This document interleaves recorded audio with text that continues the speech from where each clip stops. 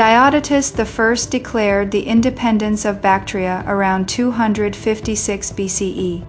He established the Greco-Bactrian kingdom after seceding from the Seleucid Empire during a period of instability for the larger Hellenistic state. The kingdom was located in Central South Asia, encompassing modern-day Afghanistan and parts of surrounding countries. This strategic location placed it at a crucial crossroads for trade and cultural exchange between the East and West. The Bactrian kingdom was known for its Hellenistic urban sophistication. Cities like Ai-Khanoum featured Greek-style theaters, gymnasiums, and houses with colonnaded courtyards. Greek colonists were settled in Bactria, strengthening the Hellenistic presence. This was a continuation of policies first initiated by Alexander the Great and later reinforced by Seleucus I. Deiodatus I was succeeded by his son, Deiodatus II. Deiodatus II allied himself with the Parthians to fight against the Seleucid Empire, which helped secure Bactrian independence. The kingdom benefited greatly from its strategic position along the Silk Road trade routes. This allowed it to flourish economically through the exchange of goods, like silk and precious metals, between East and West. The Greco-Bactrian army included both Greek pike phalanxes and native cavalry. This combination of troop types reflected the multi-ethnic nature of the kingdom. Greco-Bactrian coins are highly regarded examples of Greek numismatic art. Notable for their realism, they include the largest gold coin minted in the Hellenistic world. The historian Justin referred to the kingdom as the Empire of the Thousand Cities. This suggests its significant level of urbanization and wealth. The Bactrian army also incorporated Indian war elephants. These elephants, often depicted on coins with armed men, were a common force in Hellenistic armies. Greco-Bactrian art displayed a fusion of Greek and Eastern cultural styles.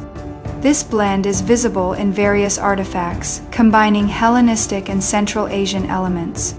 Demetrius I invaded the Indian subcontinent around 190 BCE. This expansion led to the formation of the Indo-Greek kingdom, extending Bactrian influence into India.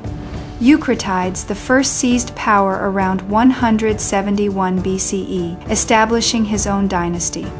This event contributed to internal conflict and instability within the kingdom. Eucratides I minted a massive 20-stater gold coin. This coin highlights the kingdom's considerable wealth. The rise of the Parthian Empire isolated the kingdom from the rest of the Greek world. This isolation influenced its trade patterns and exposed it to new threats. Nomadic invasions from northern tribes, such as the Sakas and Yeji, played a role in the kingdom's decline. These incursions weakened its defenses and political structure. Ai-Khanoum is a key archaeological site for understanding Greco-Bactrian culture. The city's destruction and abandonment preserved valuable insights into Hellenistic civilization in Central Asia. An inscription at Ai-Khanoum containing Delphic maxims shows Greek philosophical influence. These maxims demonstrate the depth of Hellenistic cultural penetration in the region. Hellenicles I was the last Greek king in Bactria, ending his reign around 125 BCE. His rule marked the end of Greek political control in Bactria itself, although an Indo-Greek kingdom continued. Chinese diplomat Zhang Qian visited Bactria around 126 BCE. He described a country influenced by the Yuezhi, with visible remnants of its urban infrastructure. Greek settlers were present in Bactria before Alexander the Great's arrival. The Achaemenid Persian Empire had a policy of relocating rebellious Greek populations to the area. Deiodatus I's secession from the Seleucid Empire occurred during a period when the Seleucid king was engaged in a war in the west. This external conflict created an opportunity for Bactrian independence. Euthydemus I overthrew the Diodotid dynasty between 230 and 220 BCE. He established his own Euthydemid dynasty through a successful rebellion. A treaty between Euthydemus I and Seleucid king Antiochus III solidified Bactria's independence. Antiochus recognized Euthydemus's rule in exchange for an alliance against nomadic tribes. The Bactrian language was called Phao and was written using the Greek alphabet. This indicates the strong influence of Greek culture on local language and script. Bactra, the capital, was renowned for its prosperity. Evidence suggests it was a wealthy and highly urbanized center. The largest silver coin in the Hellenistic world was minted by an Indo-Greek king. This demonstrates the continuation of Greco-Bactrian numismatic traditions in the successor kingdom. The Yuezhi nomads who conquered Bactria adopted some Hellenistic practices. They used the Greek alphabet and incorporated Greek deities into their religion. The Yuezhi eventually founded the Kushan Empire. The Kushans preserved certain elements of Greek culture, showing the lasting impact of Hellenistic influence. The Heliodorus pillar in India is an example of Greek-Indian religious blending. A Greek envoy dedicated this pillar to the Indian god Krishna, reflecting cultural syncretism. The assassination of Eucratides I by his son, around 145 BCE, further weakened the kingdom. This act highlights the often brutal nature of dynastic struggles in the Hellenistic world. Bactrian horsemen were already known for their military prowess before Alexander's conquest. They formed a significant part of the Achaemenid cavalry that fought against Alexander. The Greco-Bactrians may have been the first to issue cupro-nickel coins. This suggests potential early technological exchange with China, where this alloy was also known. Greco-Buddhist art is a significant artistic legacy that originated in the region. This style blended Hellenistic art with Buddhist themes, creating a unique and influential tradition. Following the loss of Bactria, some Greeks continued to rule in northwestern India.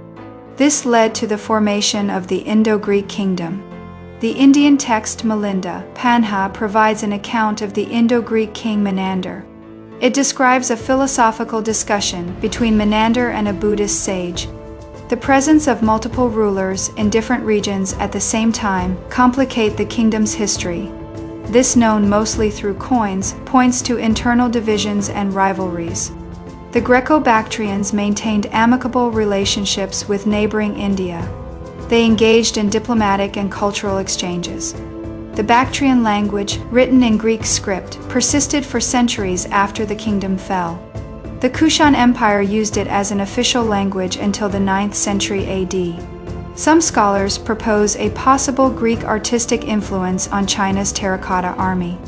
While debated, this idea suggests significant cultural contact between the Hellenistic world and China. The historian Strabo mentions the Greco-Bactrian conquest of India. He noted their extensive conquests, claiming they subdued more tribes than Alexander. Excavations at Ai-Khanoum revealed a large temple dedicated to the Oxus River. This temple, containing Hellenistic artifacts, provides insight into local religious practices.